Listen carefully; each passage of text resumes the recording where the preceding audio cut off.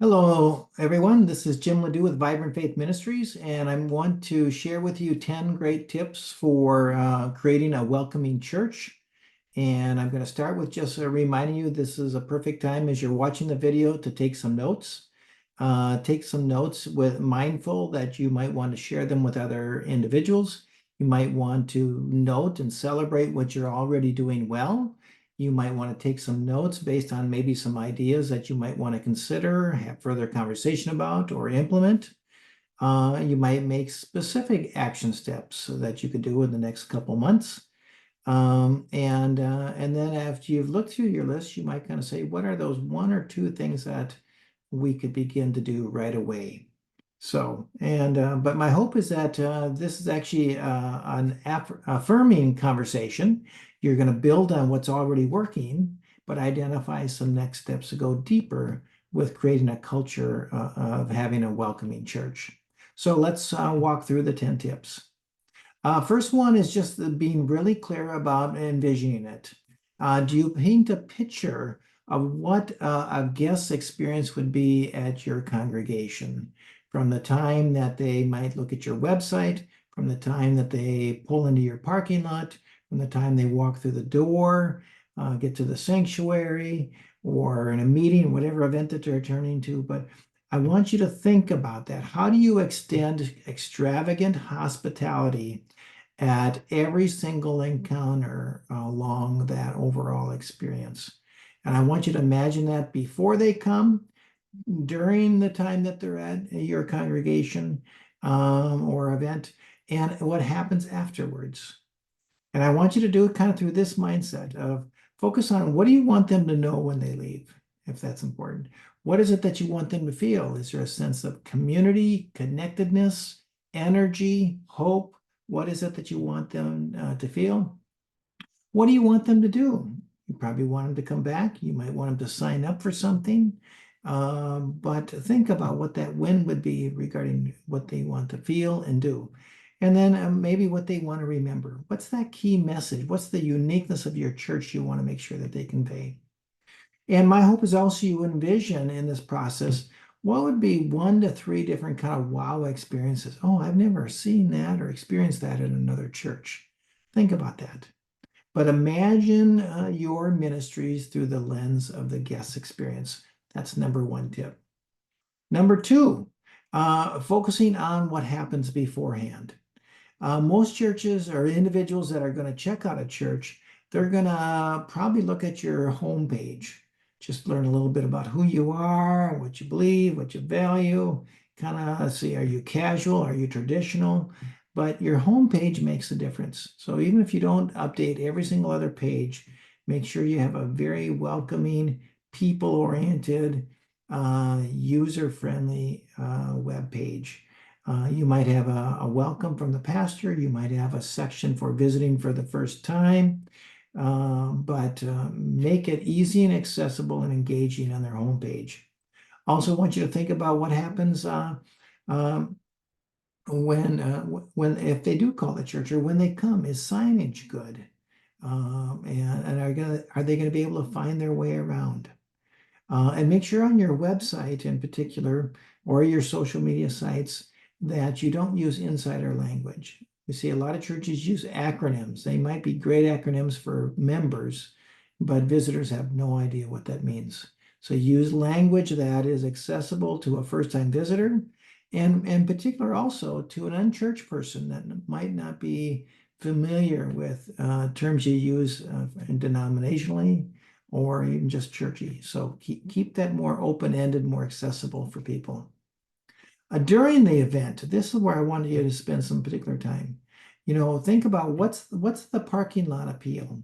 If you sell your house, you're thinking about the doors are painted, the lawn is mowed, everything looks good. But does your church have curb appeal? Do they know where to enter? Is there good signage once they enter? As to where's the sanctuary? Where's the education area? Where's the gymnasium? Whatever it is signage good? But that becomes for many people the first impression. If they walk through the door and can't find their way around and there's no one to ask, that's a problem.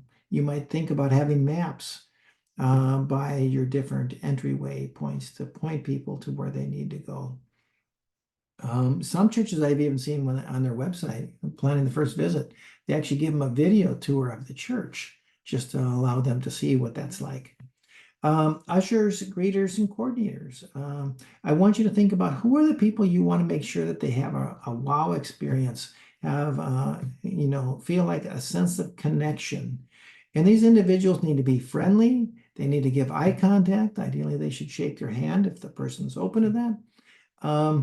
But you don't want them to be overly pushy. But sometimes just some light banter can be really helpful. And we need to train people. The challenge I have sometimes is there isn't any indicator that they're happy to see me if I come in as a visitor. I don't get eye contact. I many times will say hello, but I don't really hear anything beyond that. But I just think, is there an opportunity to strike up a conversation that doesn't seem stilted or awkward? But sometimes, if you have a moment, hey, what's the best thing that's happened to you this past week? How did you find our church? Whatever it was. But is there something just to begin a conversation that goes beyond just handing out a leaflet or a sheet of paper? So think about also a training, equipping your leaders to be undercover greeters. And that it's not just people that serve as your greeters when they come in. And by the way, we're seeing more and more that greeters are sometimes out in the parking lot when people come, in the parking lot when people leave. Sometimes they're roaming the sanctuary, lots of different places. But if you actually have everyone understanding that hospitality is part of their responsibility as a member of this church, and leaders in particular, those things will naturally happen without necessarily having to assign people to every single one of those areas. Greet people and keep in mind, especially in this day and age with online worship and Zoom Bible studies and everything else, make sure that you're extending greetings to your online community in addition to your in-person community. And pay attention to all the senses. Does the atmosphere does this smell fresh as people are walking throughout the building, or is it musty? What sounds are they hearing? What is the condition of things? Do you have clutter in the hallways or other things that just aren't particularly appealing? Kind of think about, you want to prepare your home just as you would prepare for guests coming to your house. But how do you make the church have that same experience that they would have at your home? And I also encourage you to think about having a 60-second greeter script. This could be during the announcement time or welcome to worship, but somehow in 60 seconds, you're letting them know who you are, maybe some of your core values very briefly, what's available for them, but you give them what they need to feel comfortable and know the uniqueness of your church in 60 seconds. Some people have short videos. Some people have that as part of their PowerPoint slides showing before worship starts, if worship is the entry point for them, or it's just a verbal announcement. But you should really think about, what is this we need to consistently say in a concise manner every single time we gather. And again, this should be an idea that it's not just the worship leader or associate sharing this, but any event you have, you should be thinking about how could you use that 60-second script. And then also during the event, is there a welcome packet? Is there additional information if people want it? And again, not just at worship events. Is there a book, a token gift, anything that you'd want to give them? Some people give coupons for upcoming dinners or some event as an incentive to come back again. But think about that. What is it that they're going to see when they're present there, and what are those touch points and those wow moments for them? I remember just going back to the parking lot and entrances. I remember attending a church in Virginia where I actually was there to assess their hospitality, and I was that undercover greeter or shopper, put it that way. And literally, when I got to the church, I could not figure out which door to go in. And I went up to one door. There was two doors, and they were kind of equal distance, so you just didn't know which one. And I kind of pulled on the door, and it would not open. I said, well, obviously not this one. Then I went to the other one, and it was locked. Well, then I went back to it. I couldn't figure out. And then a person came out of that sticky door. And I said, oh, is this how you get in? Oh, yeah, yeah, yeah. And I said, oh, I pulled on it. I couldn't get in. Oh, yeah, it's been sticky like that for the last 10 years. And so that, was just a real indicator that this should not be a hard or a challenging moment for a guest to know which door to enter in. But it's also mindful that they weren't paying attention. That door, they knew that it was sticky, they managed it, but they were not thinking about the people that were coming as guests and what experience they'd have. So think about those wow moments. Um, and then as far as follow-up, what do we do following an experience, whether it's worship or other things? And this is where we are sometimes challenged. We don't know who's actually followed up. And if they do follow up, what do they say? What do they do? What do they bring or send or share? Um, a lot of times for a follow-up is, would you like to be part of, can we put you on the emailing list? Here's a couple of events that we'd like to invite you to. Well, do you know about our Facebook page? What are those things that you're helping them and asking for permission? You don't want to say we're adding you to the email list. You have to have their permission. But what is that kind of next step to grow that sense of connection with that guest or that individual, honoring what they want? Because some people appreciate that, others will want their space, honor that space. You might, we have some churches that, whether it's once a month or once a quarter, they call them inquirer classes. Whether you are interested in becoming a new member or just want to know a little bit about our faith community, our beliefs, our values, our history, come and join us for 30 minutes over coffee and dessert, and hear a little bit about who we are, what matters here, and where we're going as a church. So think about those pieces. Number 5, I want you to think about using scripts. Scripts, as I mentioned, to welcome people in worship and kind of identify the unique pieces. But scripts, more importantly, to share the uniqueness of your church or to share stories, testimonies, reviews about your programs and ministries.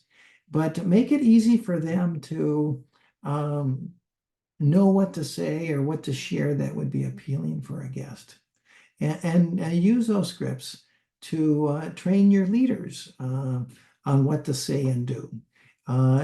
Train your event coordinators, and just help members greet each other too. Sometimes these basic scripts.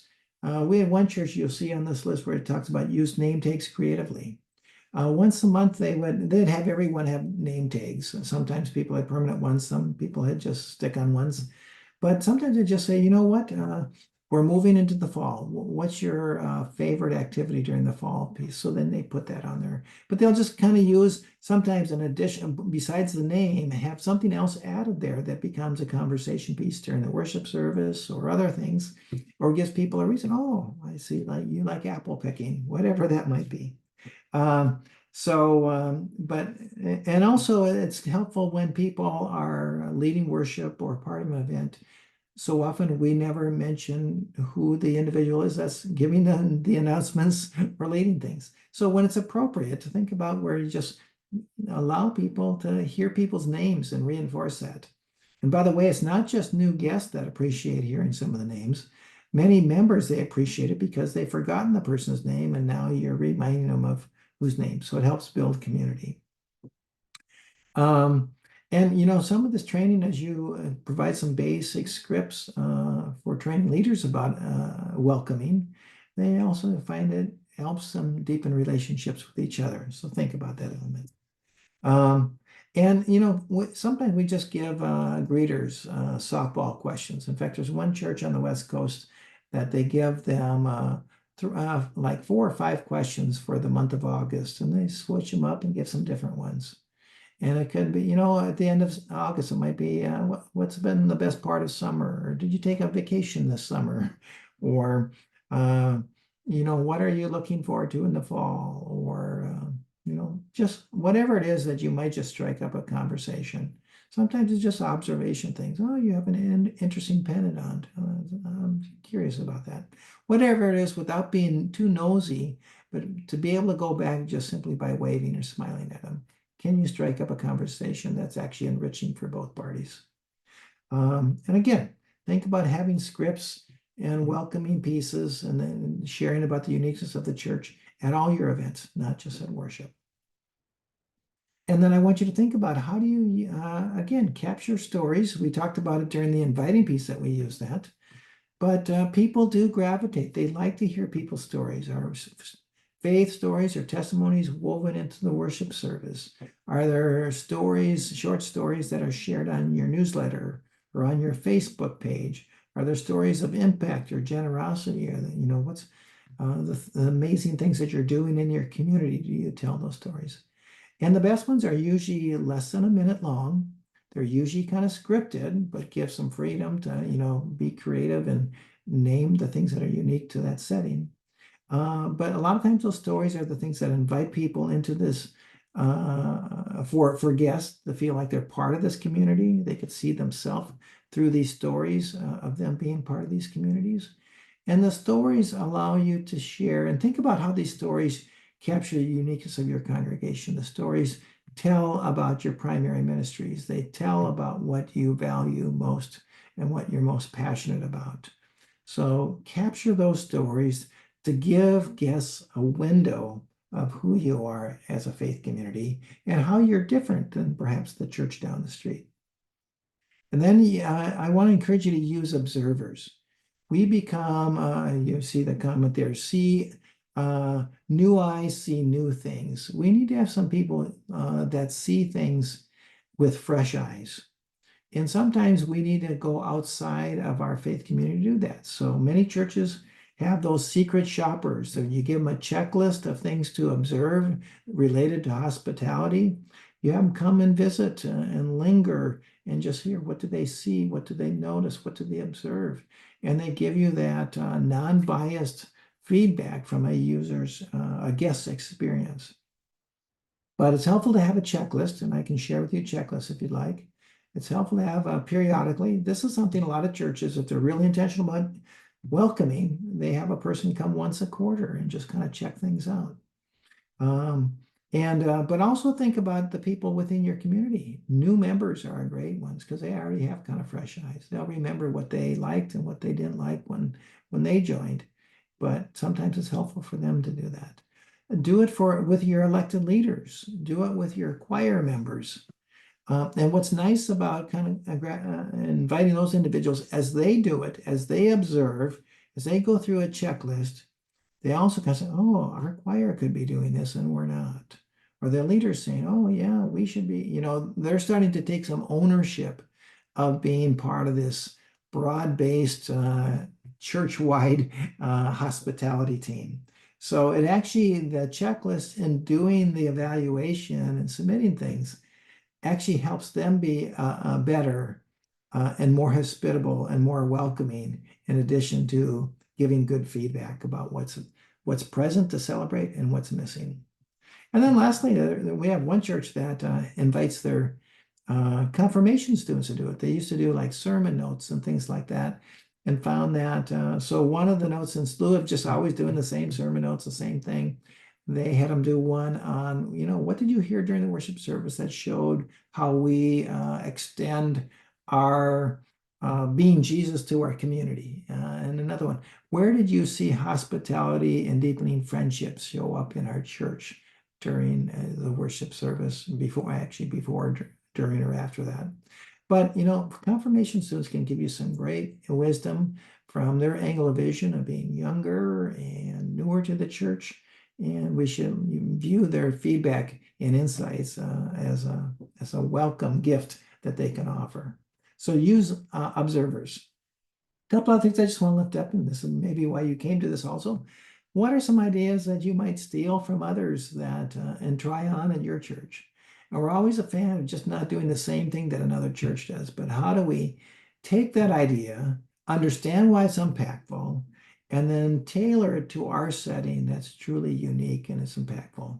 We just don't want you to kind of cookie cutter copy things from other places, but do what's meaningful and make it your own in a unique way.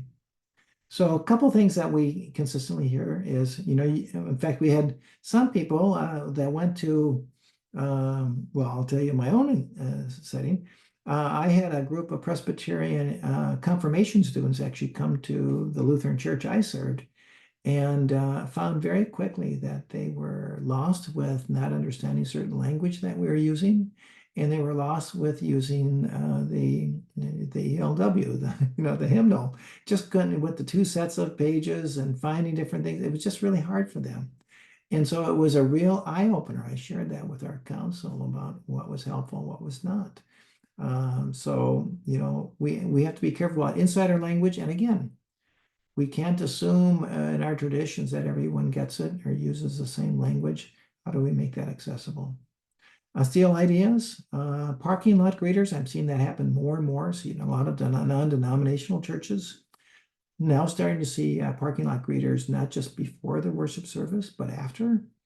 Um, and sometimes they have umbrellas near the door. If it's raining, greeters might run out and kind of cover people from the rain with an umbrella that they have. So think about parking lot greeters. Sanctuary greeters. I've seen this happen. I would say it's one of those things. It's not like they wear a greeter name tag, but they just, if it's appropriate, because sometimes you just want that quiet space before service. But if there's kind of some free time, it might be where you have a couple people roam and just say, I don't believe I've had a chance to meet you. And or greet the people that you do know. But sometimes we see a couple roaming people in the sanctuary, just connecting with friends and introducing themselves to people they haven't met before. A couple other critical pieces, and we discuss this with other groups, have a stand-up tables rather than serving coffee where people sit down. And that's nice maybe for some people, but if you're a guest, most likely you don't want to get caught up in sitting down because it's really awkward leaving that. If you use stand-up tables, people can come, they can have a snack, but it's also easy for them to walk away and leave. So it's just a little less threatening. And you get a little more people that are actually stopping because not everyone does want to stop, but they'll linger for 2 to 5 minutes at a stand-up table if there's some refreshments there. Think about having refreshments served on the way to and from the parking lot. Sometimes if they have to go downstairs, if they have to go to another room, you're less likely to have a guest join you. And I realize you may have to just deal with what your facilities dictate what's best in that setting. But just know that anytime that's further away from the meeting space that they primarily came for, it's going to be harder for them to most likely take advantage of lingering and connecting with other people. And then as far as learning from other churches, many churches have different teams that go out, or they invite their members, especially like during the summer. Hey, you're on vacation, you're worshiping somewhere else. We want you to go there as a guest. Make a list of things that you really liked and appreciated that they did. Come back with a few ideas that you would like to share with our hospitality team that we might want to implement here. But again, that not only helps them identify some things that are a great resource for your hospitality folks, but it also conditions them. Oh, I didn't feel welcomed here. That sometimes changes the members' reaction and how they greet people because they don't want people to greet them the same way or do want them in a very positive way. But learn from other churches. Also, you can learn from looking at their websites, calling their after hours voicemail, what they put on there. Look at their publications, go to a couple of their events, but or ask them what they do for hospitality efforts. Ask them what if they have a welcoming team. Go see what they're doing, learn from it.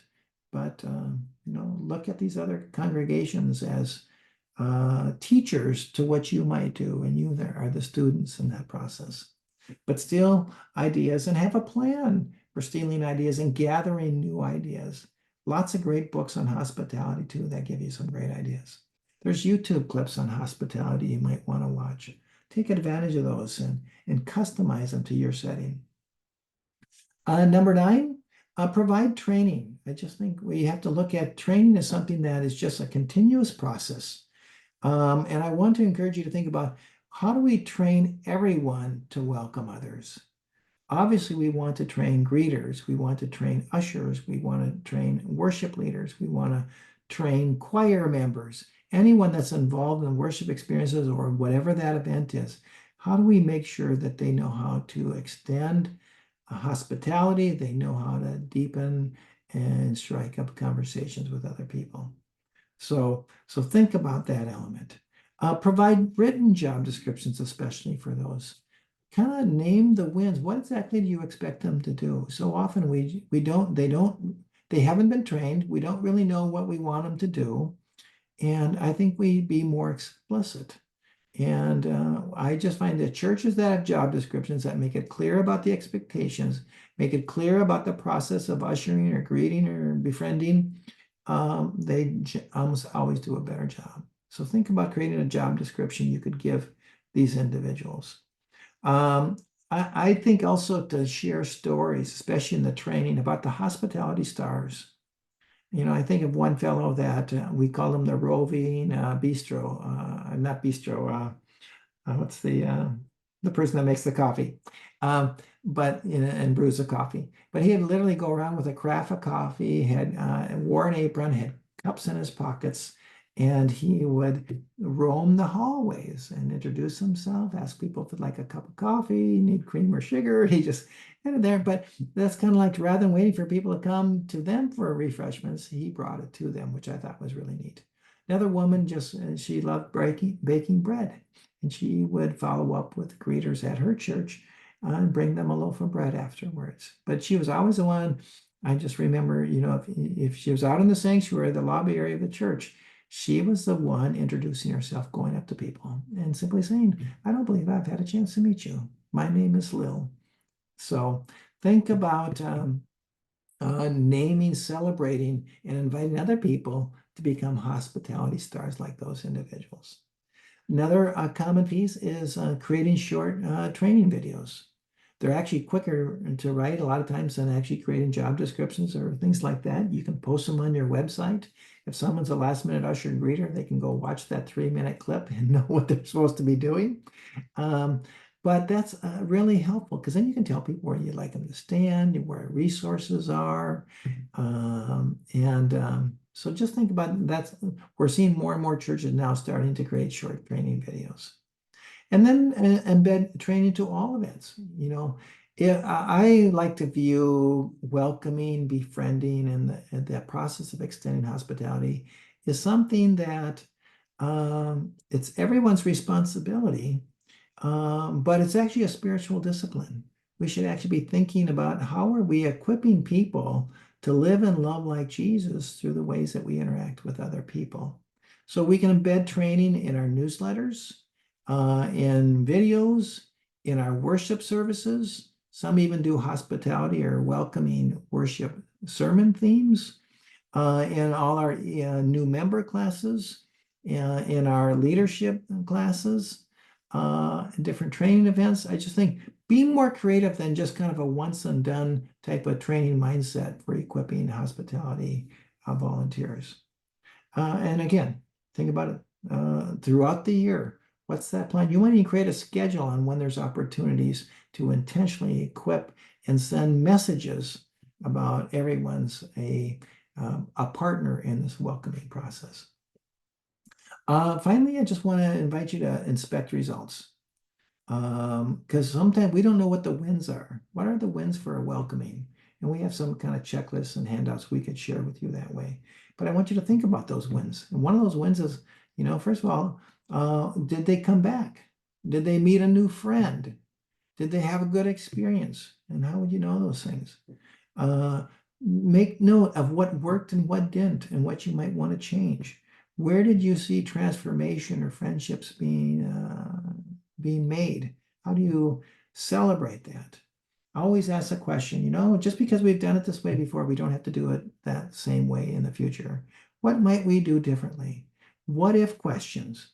What if we moved greeting from here over to there? What if we changed the order of our service? What if we had a 50-minute service instead of a 60-minute service? Whatever it is, start asking what if questions that disrupt your normal patterns, and imagine that might there be a better way?